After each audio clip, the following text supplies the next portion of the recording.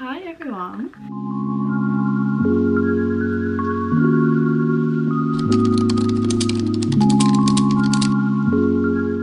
I thought I'd do a quick chatty sort of, not even really a get ready with me, more of a get to know me while I get ready. I've never really done an intro, we just kind of went travelling and jumped straight into travel vlogs. Can I also just say, I bought a new L'Oreal True Match when I got home a month ago, and I bought this shade, which now absolutely nowhere near resembles the colour of my face. I'm pale again already and I'm not happy. So I'm just going to kick it off with a little bit about myself. So I'm 25 years old. And I'm going to give you the deets on Alex as well because he's very much part of this channel. Alex is 26 years old, so we've been together now for nearly 7 years, which is crazy. I can't believe it's been that long. So Alex has his own marketing business. So he is obviously very flexible in terms of where in the world he works. I, on the other hand, had always, well, since I graduated 3 years ago, worked in buying, which, if you don't know, is like sourcing products, product development, supply chain management. For me, I wasn't working in fashion, I was actually working in what's called general merchandise. It's more the likes of homeware, party wear, even DIY products. So I was a junior buyer. I started working at my last company in July 2019, so I actually graduated in July 2019 and moved home from Manchester. I went to the University of Manchester and studied fashion buying and merchandising. I moved home from Manchester on the Saturday and started my job full-time in buying on the Monday. So I worked there for 3 years in total. I was happy in terms of my progress at my last company. I loved having control over my own ranges. I would actually manage the seasonal product ranges, so that would be anything from Christmas, which was probably our biggest, but definitely our biggest category, to Valentine's products. So I would be helping design and manufacture and import the likes of Valentine's gift bags, novelty key rings and teddies, candles, all sorts. So yeah, I started there as buying assistant and progressed to an assistant buyer, and then got promoted in April last year, I think, to a junior buyer. However, this time last year, me and Alex had already been having talks about potentially going travelling this year. And obviously, like I said, he has his own marketing business and he's obviously flexible to up sticks and go anywhere he wants, really. I, on the other hand, was not. So I couldn't work remotely because my job's product based and sample based. I had to be in the office. I just had sort of the standard 4 weeks annual leave a year, which can't really go too far on because obviously you can't have more than roughly 2 weeks at a time anyway.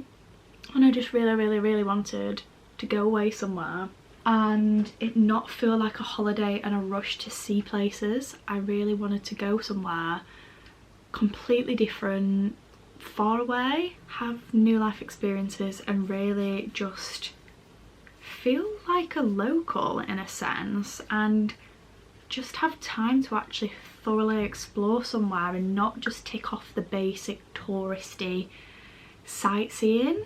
I really wanted to feel like I lived somewhere different for a while. Luckily, me and Alex were both on the same page and we were both open to going anywhere. I say that, I'm lying. We couldn't just rock up in the middle of nowhere and be able to live off of rice. Unfortunately, no. However, we just wanted some kind of a different life experience and we both had wanted to go on holiday to Bali. So that automatically stood out as somewhere with a lot of potential where we could move to temporarily and just totally go with the flow, because it had to be somewhere where Alex could continue working. And Bali, especially the likes of Canggu, is just so, I don't even know what faces I'm pulling here, it might be completely unflattering. Bali, especially Canggu, is the hub, like the home of remote working. So we decided January last year that 2022 was the year that we were gonna spread our wings a little and just go somewhere and not even put a time on it as such, just try something new. And if we liked it, we'd stay a bit longer, and if we didn't, we'd come home. We're open to even, if we didn't like it, we'd come home after a month or something, but if we loved it, we'd stay out for, well, who knows. So that is where we had the idea to buy the camera from. So it was never really an idea of mine to start YouTube, but I am obsessed with YouTube myself. Like, I love YouTube, it's all I ever watch. It's kind of like reality TV, getting to know people but not scripted, or I don't know, I just like how genuine it is, and I feel like you can't really filter yourself too much on YouTube compared to the likes of Insta. So yeah, I've always been obsessed with YouTube, and when we did decide to buy the camera, and because obviously trip of a lifetime, we didn't know if we'd ever get the chance to go anywhere for a period of a few months or longer again. Like, you ultimately, you never know what's going to happen.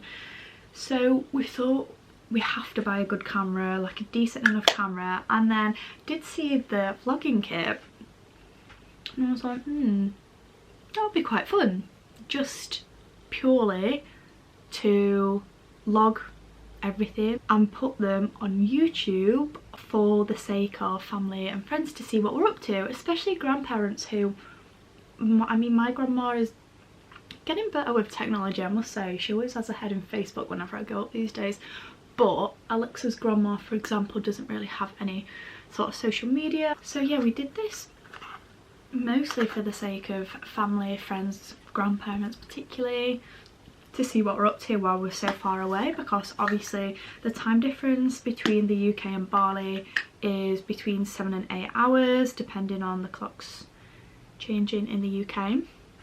So it is pretty difficult sometimes to keep a close relationship with people when you aren't on their time zone and you aren't sort of anywhere near their time zone, because 8 hours is a pretty vast difference. Unfortunately, the timing in terms of, like I said, my job, I did get promoted in April.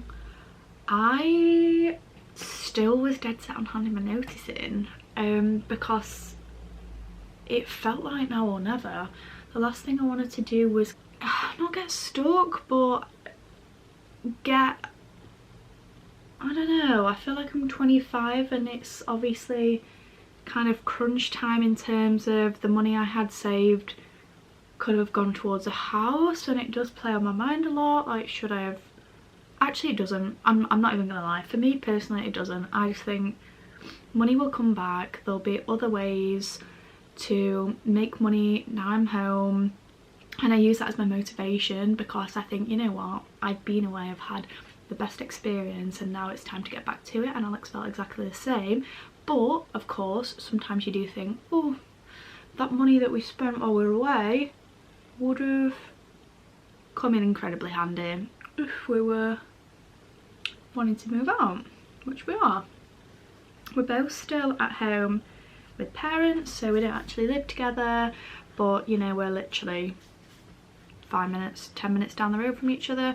And to be honest, like, it kind of is not a problem, because we both, especially obviously when I was working full-time, wasn't really a problem not living together, because Alex would crack on with his stuff in the week, I would crack on with work. I used to work pretty demanding hours. It would, most of the time, could be I'd say minimum 10 hours a day. So I would kind of do my thing in the week, Alex would do his, we'd see each other a few nights a week and then do something nice on the weekend, which was always good. Like, we actually, like, it's totally fine. It was never an issue not living together. It does feel strange now, obviously, because we've been used to living together for the last 4 months pretty much. So to be in separate houses again now does seem a bit strange, so we do want to move out this year if we can, but who knows. Obviously it's kind of back to the drawing board with saving up, which house prices in the UK are not cheap, obviously. Even though we're in the north, I feel like I missed out probably a lot of background where we live. I'm not doing a very good job of this.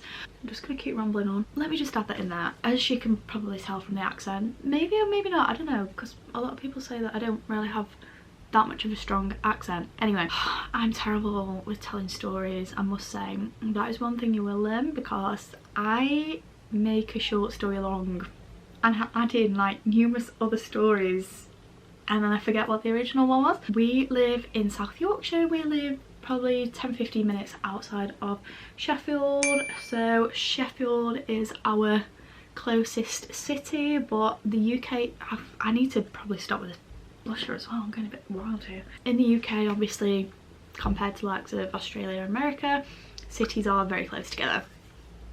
So we are about 10-15 minutes from Sheffield. We're about an hour and a quarter from Manchester. Then we've got Leeds, like 50 minutes away. So we like being northern, we like living up north, apart from the temperatures, because there is actually a noticeable difference. If you drive 3 hours down to London, it's noticeably warmer, and you really, I wouldn't have thought it would make that much difference, but it's a good few degrees warmer. But hey ho, we're used to being what we call nesh in the north. What have I covered? Covered my age, covered where I live, covered my job / old job. In terms of my job at the moment, I don't know what the hell I'm doing, to be quite honest. I would love to go into another buying job, but I said that I did general merchandise before. My degree was fashion buying and merchandising. I lived in Manchester for 3 years and I literally loved it. But oh my god, somebody please tell me what I was gonna say. I know what we're going to. So we chose to go travelling. We decided we were going to go in August, and I handed my notice in April time last year. I had a 3-month notice period, so I left work. We only had the flight to Bali scheduled, so because we really wanted that sort of go where the wind takes you feeling, we didn't book the flights between countries. We basically just wanted to make a point of deciding there and then, even if it means, this is going to be drying up by the way, if we felt like we'd been in Bali for, I don't know, 2 months and we were getting pretty wanting to mix it up, or we felt satisfied with it, then we wanted to just take it as it comes and be like, right, okay, let's look for flights in the next few days to Malaysia, for example. So that's what we did. Probably would have been a bit cheaper for us if we had pre-booked flights, but honestly we didn't feel like we did too bad with the price of flights. So what we ended up doing was we flew randomly actually to Athens from Heathrow in August, and we'd actually found online some cheap flights from London to Athens. We then found some flights Athens to Bali that were cheaper than London to Bali, calling at Singapore, and it was probably roughly £300 cheaper if we went from Athens to Bali, and obviously the flight London to Athens was about 100 quid. So we thought, you know what, again, let's make most of not being tied to anywhere and not being panicking thinking we've got 2 weeks annual leave, we just want to get straight to Bali. So off we went to Athens. I had a really nice 2-3 days in Athens actually. It was totally random and really fun. and I really enjoyed it. I think I had no expectations because it wasn't actually on the list of a place to go to. It was a bit rogue really because we weren't doing any of Europe, but yeah, there we were en route to Athens, and had a couple of days sightseeing. Then we flew to Singapore, but then straight on to Bali. From Singapore it was just a couple of hours layover, and we later went back to Singapore after we'd been in Bali for 2 months, and did a visa run to Singapore for literally 24 hours. So we flew 3 hours from Bali to Singapore and went back into Bali the day after, just so we got our visa on arrival refreshed, so we had an extra, like a new 30 days. I don't even know if this is get to know me anymore. I really don't think it is. This is more just bleh. I'm just going to carry on talking through the whole route we did on our travels. I should probably do this in a different video, but who cares, no time like the present. So yeah, Athens 3 nights or 2 nights, Bali 2 months, then to Singapore for a night for a visa run, and then back to Bali for 1 last month. Then we met some really good friends, or we made some really good friends in Bali, and they were moving to Perth, so we actually only knew them for 2 weeks in Bali, but that was another couple and me and Alex just clicked with them immediately. So shout out David and Clarice, up the Irish. By the way, I couldn't believe how many Irish we met in Bali. It was insane. We didn't meet anyone English. We met Ollie, who born in the UK but he lives in Tenerife, but otherwise we literally didn't meet anyone English, which was actually nice in a sense that we sort of made friends with Irish and French Canadian and Swiss and like so many different nationalities, and it was actually just so nice to meet people from completely different walks of life to us. It was just great. Anyway, David and Clarice were moving to Perth and very kindly invited us to stay with them for a short period in Perth if we wanted to go, so we were determined to go. Obviously, budget wise, we'd only really planned for an Asia kind of budget, even though we were doing bits of work while we were out there. Obviously Alex was doing a lot more work than me. I was just doing odd little bits when he needed me, which definitely helped obviously because it does go a long way in Asia. We decided to go to Perth for a brief stint because Bali to Perth, we had no idea, it was literally 3 hours flight. We couldn't believe it. Like, I didn't realise how close Indonesia actually was to Australia. I had no idea. So it seemed stupid to be in Bali already and not go to Perth. So off we went to Perth for about 2 weeks, and honestly that was so good. It felt really homely. I think obviously a lot of Brits do move to Perth anyway, and it definitely, there was a big difference for me in terms of flying to Perth compared to flying to the eastern side of Australia, because I genuinely had no idea how humongous Australia was. Like, well, it's flipping huge. And we actually flew out to Brisbane a few years ago because Alex's sister was at uni on the Gold Coast, and that flight, oh my god, it killed me. I love flying, I'm obsessed with flying. But when we went a few years ago and we were flying to Brisbane, we had an 8-hour flight, I think, to Abu Dhabi, and then 14.5 on to Brisbane, and that 14.5 hours, oh my god, what do you do when you just sat there? Like, the plane was so busy as well because it was the first weekend of Easter, and oh my life, I was just like this for 14.5 hours. I know obviously, like, duh, that's to be expected, and it's obviously worth it, of course it is, but I struggled a lot more than I thought I would getting all the way over to that side. So just jumping over from Bali to Perth, we had to, it was a no-brainer. While we were in Perth, we booked the flight back to the UK from Thailand. So when we were in Perth, basically it was early December and it was on our minds what to do for Christmas. and we decided to go home for Christmas, and also Alex wanted to get back to a bit more of a normal working routine in January because it was kind of difficult starting work at 5 p.m. and only finishing some days at like midnight. It's not really sustainable, so that for us is the main reason why we did come back home. So when we were in Perth, we booked the flight back to the UK, but we definitely wanted to see a couple of parts of Thailand, so we thought we would see where in Thailand is the cheapest to get back to the UK from. So we ended up booking a flight home from Phuket back to Manchester, which was cheap, I must say, and it was Emirates, and we'd never flown with Emirates before, and I was really excited because we'd actually, I can't remember what the plane is it a Dreamliner, is it an Airbus, I don't know, I'll put it somewhere, but it was a double-decker, and that is just so exciting for me. I don't know what it is, like that is just, oh my god, I feel like the Francis Bourgeois of planes sometimes. Airports, flying, planes just gets me so excited. It's just, don't know why. So we actually paid only about £60–70 each extra to sit upstairs on the plane, and that was so exciting.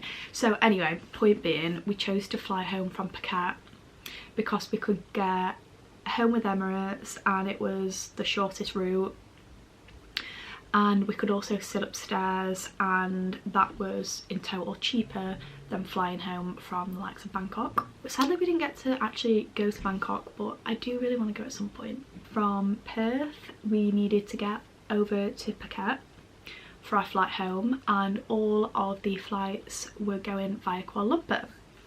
So we thought, you know what, most people do a visa run to Kuala Lumpur when they're going back into Bali, and we'd never done it, so we thought, yeah, I'm not that bothered about Kuala Lumpur, I don't really know what's there, but we might as well just try a couple of nights there or something. And I am so glad we did. Like, that was one thing I meant to say actually. In terms of the vlogs that I'm putting out at the moment, the travel vlogs, obviously that was all filmed the back end of last year, and I actually don't have a laptop that can cope with editing them because the file sizes are obviously huge. We got to Kuala Lumpur, didn't know what to expect in terms of prices because obviously it's a big city in its own right, so we thought prices might, obviously nowhere near Singapore prices because that was crazy, but we thought they might be, you know, a little bit on the pricey side, a bit higher than Bali and Thailand. Actually, price wise it was very, very similar to Bali, but we found the standard of the city was obviously a lot more built up, and we managed to get the most amazing Airbnb deal, which I'm not going to say too much about because it's coming in the Malaysia vlog. Should probably do my hair. It's the best place we stayed in the whole trip. Absolute no-brainer. Getting taxis from the airport to where we were staying was no more expensive than the price of a taxi in Bali, which I was really shocked about.